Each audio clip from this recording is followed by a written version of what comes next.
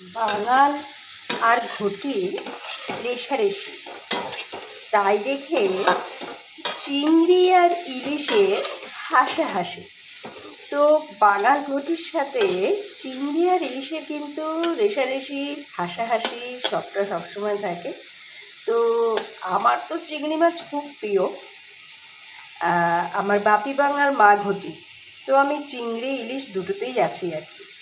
তোমরা বলো তোমাদের কোনটা প্রিয়, চিংড়ি নাকি ইলিশ? তো চিংড়িটা আমি প্রথম ভেজে নিচ্ছি,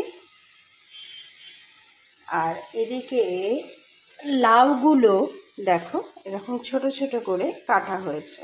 আমি একটু নুন হলুদ এর মধ্যেই দিয়ে রেখে দিয়েছি, যাতে আর পরে নুন হলুদ না দিতে হয়। এইটা একেবারে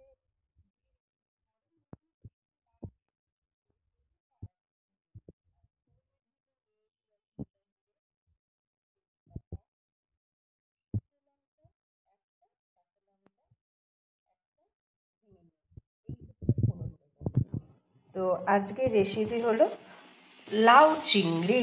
সেই গোপাল ভাঁড়ের একটা গল্প মনে পড়ে তোমাদের? গোপাল ভাঁড় পকেটে করে চিংড়ি মাছ নিয়ে গেছিল, তার পিসি যখন লাউয়ের তরকারি করবে সেই তার মধ্যে চিংড়ি মাছ দিয়ে দিয়েছিল। তো ওই গল্পটা পড়লেই আমার ভীষণ লাউ চিংড়ি খেতে ইচ্ছে হয়, যখনই পড়ি তখনই, মানে যখনই গল্পটা আর কি মনে পড়ে বা পড়ি। তো এই হলো পদ হলো লাউ চিংড়ি।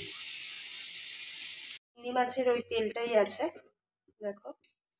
এবার ওই তেলটার মধ্যে ওই যে ফোড়নগুলো রেখেছিলাম ওগুলো দিয়ে দিলাম, ব্যাস আর কিছুই দেবো না।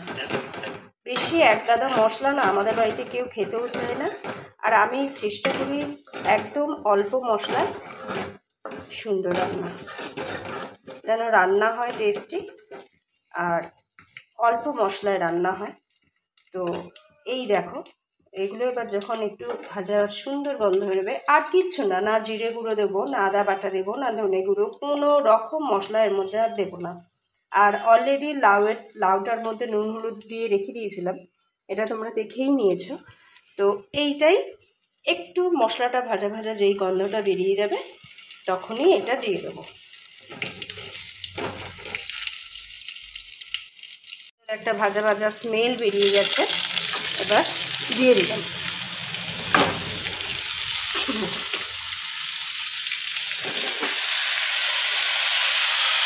এক কড়াই ভর্তি হয়ে গেছে লাউ, এটা অলরেডি কমেই আসবে।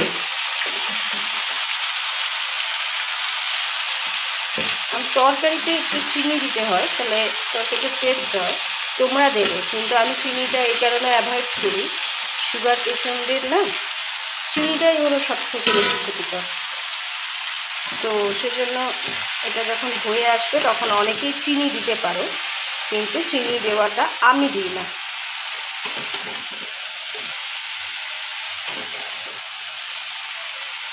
এটাকে একটু নাড়িয়ে চড়িয়ে ভালো করে মিশিয়ে গায়ে ঢাকা দিয়ে দেবো।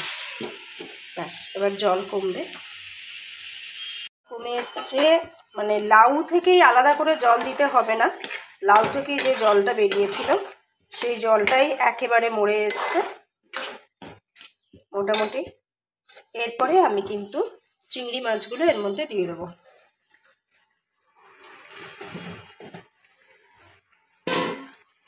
এবার একটু নাড়াচাড়া করব, আর একটু হবে কারণ চিংড়ি মাছ তো ভেজেছিলাম, আর একটু হবে।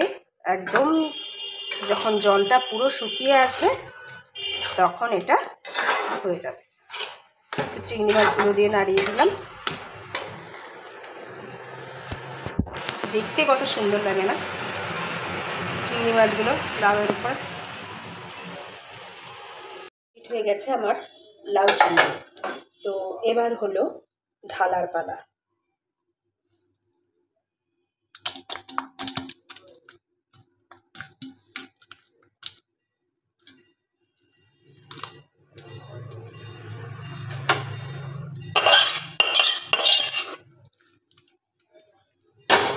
দেখো কেমন হয়েছে আমার লাউ চিংড়ি,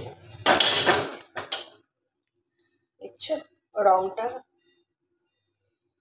দারুণ রং হয়েছে না?